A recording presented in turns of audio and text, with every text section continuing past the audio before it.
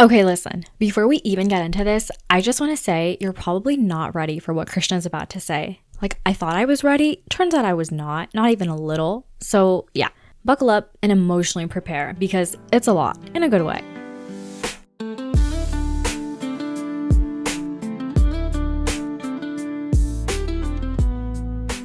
Hi, welcome back to Small Talk with Infinity. This is episode 2, which is wild because this was literally just an idea in my notes app, and now you're here and I'm here and we're doing this. So thanks for showing up. I really mean that. This podcast is for anyone trying to figure out their life and not totally lose it in the process. And as you know by now, I hate small talk, but also I'm starting to realize that people who are good at small talk are kind of powerful. Like the way they just open conversations in elevators, at weddings. I don't get it, but I want it, so I'm working on it. Anyway, if you thrive on small talk, please vote in the poll or DM me or something because I would like to know your secrets. Thank you. I'm your host, Pragya. I'm 26, a little unhinged, a little in my healing era. If you know me, you'd probably agree I'm mildly chaotic, but mostly to figure out what the heck I'm doing with my life. So welcome. This is your space where ancient wisdom meets modern soul searching. And in this series, I'm going chapter by chapter through the Bhagavad Gita, pulling out the stuff that still hits in 2025. And I know y'all be into signs. No judgment because me too. So if you are waiting for a sign to slow down, breathe, and actually sit with something deeper for a few minutes, this is it. Grab a drink, grab your emotional support snack, or just lie on the floor and don't think about all the emails you're behind on. I have an emotional support water bottle, but that's neither here nor there. This time is for you. So let's get into chapter 1. Alright, so last week we ended on a very dramatic note, which honestly is the only way I know how to end things. Arjun's standing on the battlefield, everything's about to go down, and he's literally in full breakdown mode. Like this man is unwell. He sees people he loves, his teachers, his family, his mentors, all on the other side, and he's like, how can I shoot at my elders? They're my mentors and I respect them. I'd rather they kill me than the other way around. Which, maybe not relatable in the most literal sense, but you've definitely felt like, this is too much, I don't want to do this. So he spirals fast. He's like, even if I somehow win this thing, I'm still gonna feel like shit because I know what it'll cost. So how am I supposed to be happy knowing I helped kill them? Which, yeah, fair. And the only thing he hears is just noise. The kind of mental chaos you get when your fear, guilt, and sense of duty are all yelling at the same time. And by sense of duty, I mean like, you know how you're supposed to be getting a task done, but you're not getting it done and that's causing you to feel guilty? And then you're kind of filled with dread about actually getting it done? Kind of like that. This is an emotional collapse in real time because he's stuck. He doesn't want to hurt anyone. He doesn't want to move forward. And he doesn't see a way out that doesn't totally break him. And then, this is important. The part that really got me is when he straight up admits it. He's like, I have no clarity. My judgment's gone. I feel so much pity and I don't know what to do. Please help. He says this to Krishna and that's huge. It's his official, I'm not okay moment. It's his surrender. He's basically like, I don't trust myself right now, so tell me what to do. I need you to guide me. And I won't fight. Basically the equivalent of FaceTiming your bestie at 2 a.m. with a crisis. And then he just stops talking, goes completely quiet, like full internal shutdown. Like think about when you've been crying for a hot minute and then suddenly you go still and just stare at the ceiling. Like that, kind of like disassociating from your surroundings. So now it's Krishna's turn and he looks at Arjun, this grown man having a breakdown mid-war, and he laughs. I'm not kidding, he laughs. Not in a mean way, not like a ha-ha loser kind of way, more like a gentle, oh sweetie, you really think you're alone in this kind of way. And then Krishna starts talking, and he doesn't hold back either. He starts dropping truth bombs one after the other. And the things he says, they're not what you expect. He doesn't say things like get it together or be strong. He doesn't even say you have to do this. What he says is basically you're not who you think you are, and the fear you're feeling, it's not the whole story, it's just noise. He leans in with this calm confidence and basically starts rapping. He cuts through Arjun's haze and drops the very first truth. He says, sorry, but you're not just your body. What does that mean? And he doesn't say that in a live, laugh, love, spiritual, girly kind of way. In a very serious, I've been God since before time started kind of way. And then he hits him with this line, and I swear this is straight from the Gita. He says, never was there a time when I did not exist, nor you, nor all these kings. And from this time forward, none of us will ever cease to be. Damn! Hello? That's a lot. So buckle up, guys. Let's unpack this. Krishna is saying that the real you, your essence of being, the part that doesn't age, doesn't die, doesn't care about Instagram likes, that part, it's eternal. You've always been here, and you always will be, and everything else is temporary. Your body, your panic, that weird pit in your stomach when you're anxious, all of it's temporary. But you, your soul underneath all of that chaos, you don't go anywhere. You, me, them, everyone. We've always been here, and we're not going anywhere. Not really. Bodies die, sure, but the self, the soul, the Atma, that doesn't. He's saying that the self is beyond birth and death. It's always been here and always will be. So basically, remember who the you are. That's what Krishna's trying to get across first. You are not your body. You are not your fear. You're not even your crisis moment. You're not even your emotions. Your mind, switching between hope, fear, craving, grief, that's not who you are. That's a temporary sweep of feelings. The real you is something much deeper, eternal, can't be touched, can't be killed, can't even be messed with. Like that's literally in the text. The true self is indestructible, timeless, and is neither born nor does it die. So then tell me, Arjun, how is that person going to be slain, meaning killed, and who is able to kill them? And yes, I know this is the part where people are like, wait, what do you mean he can't die? And I get it, but Krishna's not denying that bodies die. He's saying that the thing inside the body, your consciousness, your real identity, your soul, that doesn't die. And that can't die because, mind you, as we just established, the soul can't be touched. Not by weapons or fire or water or wind, not by someone's nasty comments online or your ex-boyfriend's gaslighting, not even by your mom's nagging. It's there to exist forever. The soul, aka your true self, just moves on to the next experience. Hang with me here. He wants us to understand that a person grows within their perishable body, but their person, meaning their immortal consciousness, their soul, migrates to another perishable body when the first one dies. He uses this metaphor, which is honestly kind of iconic, where he compares your body to clothes. Like when your clothes get old or ripped, you take them off, maybe throw them away or donate them, and put on something new. Same with bodies. The soul leaves one perished body, says, "Thank you, next," and moves on.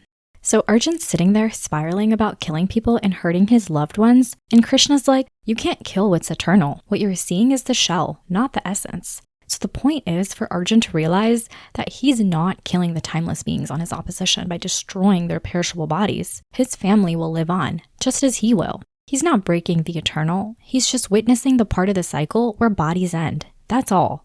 Bodies come and go, and that will never not be true, but the soul is invincible. And even the pain we feel, heat, cold, pleasure, sadness, Krishna calls all that stuff temporary. Like weather. You don't stop living because it's raining. You wait it out, unless you live in Seattle, and then you adjust. Same thing. You learn to endure it because it passes. So when Krishna says, don't mourn the passing of living beings, it's not about being cold-hearted. It's about recognizing that what's real doesn't end. What's real can't be taken from you, and the soul can't be harmed. So yeah, lesson 1 is see past the chaos. Remember who the hell you are. And I'm not saying this in the motivational Instagram quote way, like really remember. You're not your breakdown. You are not your fear. You're something way more stable than that. And when you start from there, things stop feeling so impossible.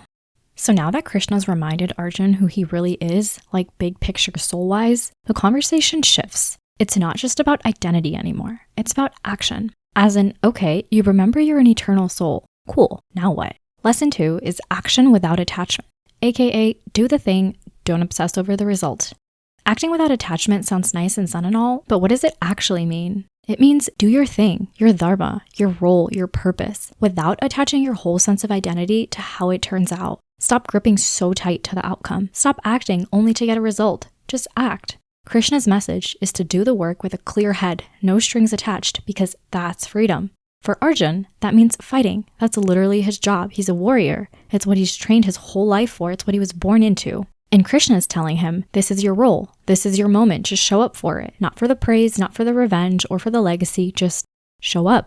Which is hard, right? Because most of us don't know how to do things without expecting something back. We want the approval, the results, the closure, the likes. But Krishna is saying, that's the trap. That's what burns you out. Peace comes when you act with a clear heart and then let go. The trap is where burnout and ego spirals come from. And I feel like in our world, your role can look like so many different things. Maybe it's your 9 to 5, your hobbies, your relationships, or your inner healing work. Maybe it's a passion project that no one sees but still matters to you. Maybe it's being a good friend or showing up for your family. Maybe it's creating something even when no one's asking you to. That's dharma. It's what you gravitate towards. That's what you're here to do. And Krishna says, while you're doing it, silence the internal commentary.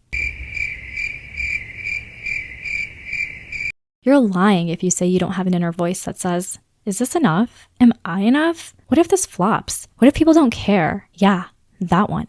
Newsflash, you don't need it. Fire her. Let go of the praise, the blame. Let go of the guilt. Let go of the craving for validation. That's the real karma yoga vibe. Doing your thing with your whole heart, but not tying your self-worth to the result. And I get it. Yeah, it's hard. But just noticing when you're acting from a place of I need to prove myself versus I just want to do this with love. That's the beginning of freedom. That's the real shift. Okay, vulnerability time. I took a month and a half off work recently, fully tapped out, and looking back, it wasn't the job itself that burned me out, it was how I carried the job, as much as I hate to admit it actually. The pressure, the self-talk, the attachment to how I was being perceived, that's what drained me. So now I'm trying to come back differently with more awareness, more softness, because we're all learning what it means to show up and not lose ourselves in the process, and I encourage you to keep going. Back to business. So now that Arjun is much more aware of who he is, Krishna kind of takes a step back and builds on it. He says there are basically 2 types of people, and this part really hit for me. First, there are the turbulent ones. These are the people who are constantly reacting to everything. They're driven by their senses. They chase pleasure. They run from pain. They take things personally. They're up and down all day. They feel everything at once and then get overwhelmed and crash. And again, no shade. We've all been here, probably yesterday. And then there are the anchored ones. These are the people who still feel stuff, like they're not numb, but they don't let it hijack their whole nervous system. They can experience something intense, like failure, love, loss, and still stay centered. They move through the ups and downs without letting the highs inflate their ego or the lows destroy their sense of self. And the only real difference between the two is awareness. That's it. It's not about suppressing your emotions or pretending to be chill. It's about knowing what's real and what's just temporary noise, and being able to choose, even in chaos, how you want to show up. Honestly, it kind of reminds me of the MBTI personality test. If you guys have taken it, you know how it ends with either a T for turbulent or an A for assertive. It's pretty much the same thing. The vibe is very similar because if you're the T type, you're probably a little bit more reactive, more self-critical, hate to admit it, but more likely to spiral. And if you're the A type, you might let stuff roll off a little more easily. But either way, you can shift. You're not locked into a personality forever. That'd be crazy. If you've grown or healed or maybe changed in the last year, take that quiz again. You might be surprised. But back to Krishna. He's saying that the goal isn't to be perfect. It's to be present, to not let every single emotion run your life. I encourage you to notice the fear or the joy or the pain and still stay grounded, still act with intention and show up, because that's peace. That's the kind of clarity Arjun is slowly being led toward. And it starts with remembering that you are not your feelings. You're the one watching them come and go. So this was lesson 3. It's really just a mindset shift from confusion to clarity. What I love about the Gita is that Krishna is really handing us a playbook for every time we mentally freeze. Because let's be honest, how often do we just shut down or overthink or spin out over something that hasn't even happened yet? Every time you over-identify with your fear or your pain or your what-if thoughts, you're basically Arjun in that moment, frozen and freaking out, ready to run. And Krishna's like, cool, I see you, I love you, let's not spiral. And like, yeah, I needed to hear that. Here's me being real with you. My last full-blown panic attack was in April, or maybe late March, blurry timeline. Either way, it was rough. I was on the floor, fully convinced that something terrible was gonna happen. I lived the whole nightmare scenario in my head before anything even occurred in real life. Total body spiral. And the thing is, looking back, nothing even actually happened. The whole thing that I was scared of didn't go down, like at all. I just created a storyline, believed it, and suffered through all of the emotions of it as if it was fact. And that's when it clicked. Krishna's talking about this. He's saying we don't have to spiral. We don't have to let imagined fear make our real lives unlivable. We can still act, still move forward, but do it from steadiness. He wants us to do the scary thing without making it mean the end of the world. So the whole lesson of chapter 1 is, yes, this is hard. Yes, this is scary, but I'm gonna act. I'm gonna do the hard thing. I don't have to lose myself doing it. Alright, so for my fellow ADHD girlies, easily distracted cuties, and people who definitely meant to listen but just kind of didn't, don't worry, I got you. Here's your recap. Arjun freezes, total shutdown. That's literally the whole first half of this chapter. He can't handle what's in front of him, so he checks out. And Krishna, instead of panicking or trying to pep talk him like some overenthusiastic life coach, Krishna stays still. He grounds him, says, "You're not just this body, you're this eternal soul. Death isn't the end, fear isn't the truth, the panic is not who you are." And then Krishna realigns him, says it's not about winning or losing, it's about doing your job. Show up, do your dharma, what you're meant to do in life. And not from ego, not from panic, but from love. And not that performative, look at me doing something brave crap. Just love, intention, steadiness. That's what karma yoga is. Taking action with a clean heart without getting tied up in whether it works out or not. You show up, you give your best, and you let go. So by the end of it, Arjun doesn't just get told to fight, he gets a mindset shift, a full-on spiritual toolkit for anytime he's stuck, scared, or spiraling. And that's why this chapter still hits, because it takes philosophy and makes it less abstract, more practical, something you can actually use the next time your brain wants to shut down and scroll forever. It's a reminder that you're not a victim. You're not powerless. You're not here to suffer and overthink. You're a soul with agency. You have a role to play, and you're allowed to act with clarity and grace, as you should. That's chapter 1 for today. We'll dive into chapter 2 of the Gita next time. If your soul feels kind of seen, maybe called out, or even soothed, same. Arjun had Krishna, we have each other, lo-fi playlists, and maybe this podcast. So if you liked this episode, send it to someone who's mid-spiral or is spiritually curious, or maybe both. Follow me on Instagram, send me a voice note, a question, or your favorite spiritual meme. Don't forget to let me know if you actually like small talk. And if this episode gave your soul a hug, first of all, aw, but seriously, leave a review. It helps more wandering weirdos find their way here. Until next time, may your chai be strong, your karma be soft, and your thoughts just a little less loud.